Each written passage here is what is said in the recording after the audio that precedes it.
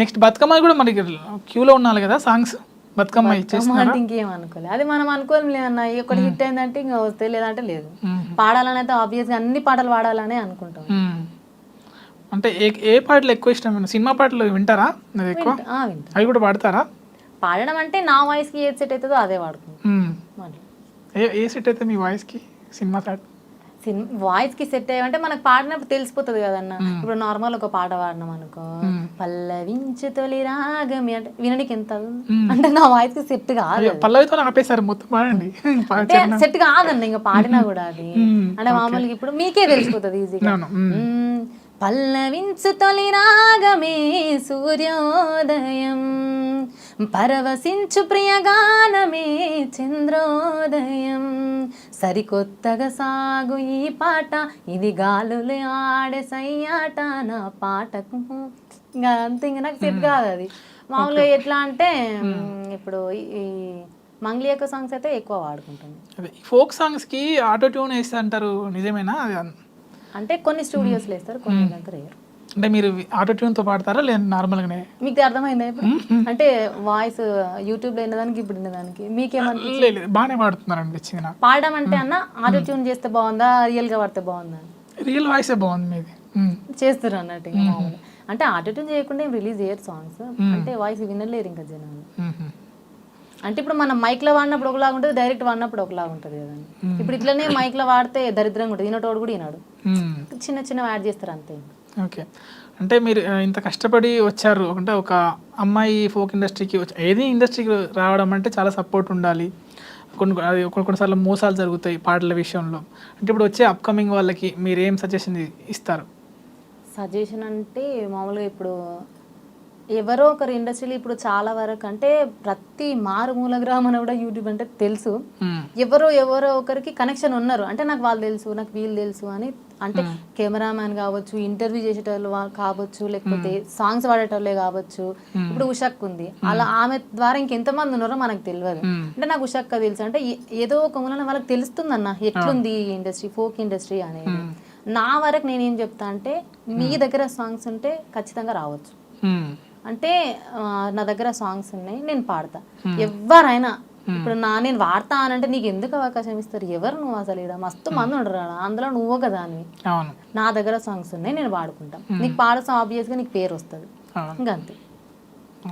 Song అవకాశం వస్తే పాడతా అనేది మాత్రం ఇంకా వేస్ట్. అది సాంగ్స్ ఉంటే ఆబ్వియస్గా అవకాశం ఉంటుంది. ఓకే, బ్యాక్ టు బ్యాక్ ఒక 2-3 సాంగ్స్ పాడుకొని క్లోజ్ చేద్దాం మీకు ఇష్టమైనవి.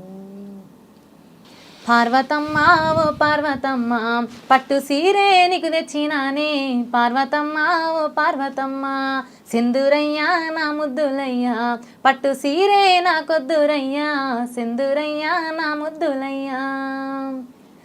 రింగు జుట్టు రంగులోడ మామల్లో ఏమైందో పాడుగాను నీ వల్ల, ఎంకాల నువ్వు వస్తా ఉంటే మామల్లో ఎద బరువైతుందిరా మామయ్యందుల్లో.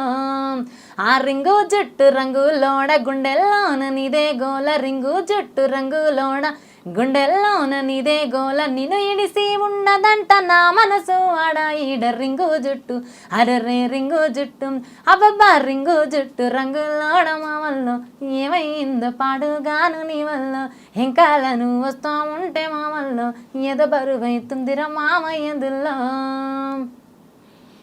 మీరు అంటే గమకాలంటాం, వాటిని ఏమంటాం, మీ వాయిస్లో చేంజెస్ వస్తుంది చూడు, అది భలే చేస్తున్నారు మీరు ఆ వాయిస్లో చేంజ్. ఇంకా ఇప్పుడు బతుకమ్మ సాంగ్ అంటే ఇంతకుముందు పాడిన బతుకమ్మ సాంగ్లు ఉన్నాయా మీరు? ఒకటి పాడండి. అంటే అది నేను రాసుకున్న సాంగ్ బతుకమ్మ సాంగ్. అల్లల్లనే రాడి అల్లానే రాడి అల్లానే రెడి వండు తల్లి గౌరమ్మ నీకు, అల్లానే రెడి వండు తల్లి గౌరమ్మ నీకు, గాజుల సేతులు గల్లుమంటుంటే ఆటాలు వాడుకుందామా పండు వెన్నెల్లలోన, పాటాలు వాడుకుందామా పండు వెన్నెల్లలోన. ఇది బతుకమ్మ సాంగ్. అప్పుడు డిఫరెంట్ స్టైల్ ఉంటుంది అని చెప్పి రాసు. బాగా పాడారు. ఇంకేమైనా మీ ఫ్యాన్స్కి ఏమైనా చెప్తారా? ఫ్యాన్స్ ఏముందన్న చెప్పేది, అందరు బాగా సపోర్ట్ చేస్తున్నారు. అంటే అప్పుడు ఫేమ్ వచ్చినప్పుడు నాకు డెలివరీ అయిపోయి నేను కొంచెం అందరికి దూరంగా ఉన్నా. అయితే అందరు నన్ను అడుగుతారు అనమాట, సోషల్ మీడియా మీరు ఎందుకు యూజ్ చేసుకో, ఇన్స్టా ఉంది, యూట్యూబ్ లో రీల్స్ చేయొచ్చు కదా మీరు, అంటే మీకు ఛానల్ ఉంది, సాంగ్స్ పెట్టొచ్చు కదా అన్న వరకే చెప్తారు తప్పిస్తే పర్సనల్ గా మనకి ఏమైతుంది అనేది వాళ్ళకి తెలియదు. అప్పుడు నేను యూజ్ చేసుకోలేకపోయినా దేవుడి దయ వల్ల ఈ వెంకటి సాంగ్ వల్ల మళ్ళీ ఫేమ్ వచ్చింది. ఈ ఫేమ్ ద్వారా ప్రతి ఒక్కరికి ఇన్స్టాలో నేను ప్రతి ఒక్క అప్డేట్ ఇస్తున్నాను. నేను సాంగ్స్ రికార్డింగ్స్కి వెళ్ళినా అంటే మా ఆయన నేను కలిపి రీల్స్ చేయడం, ఏదో ఒక విధంగా మా పిల్లల వీడియోస్ ఏమైనా పెట్టడం, అంటే వాళ్ళకి కనెక్ట్ అవుతూనే ఉన్నాయి, టచ్లోనే ఉన్నాయి ఈ ఇన్స్టా ద్వారా. ఇన్స్టా అనేది నేను యూజ్ చేసుకోలేదు ఇంతకు ముందు. అంటే నేను ఒక 1.5 month అవుతుందో 2 months అవుతుందో 13K ఫాలోవర్స్ వచ్చారు. అంటే చూస్తున్నారు, నన్ను కూడా జనాలు చూస్తున్నారు, గుర్తుంచుకున్నారు అనే విషయం నాకు తెలియదు వాస్తవానికి.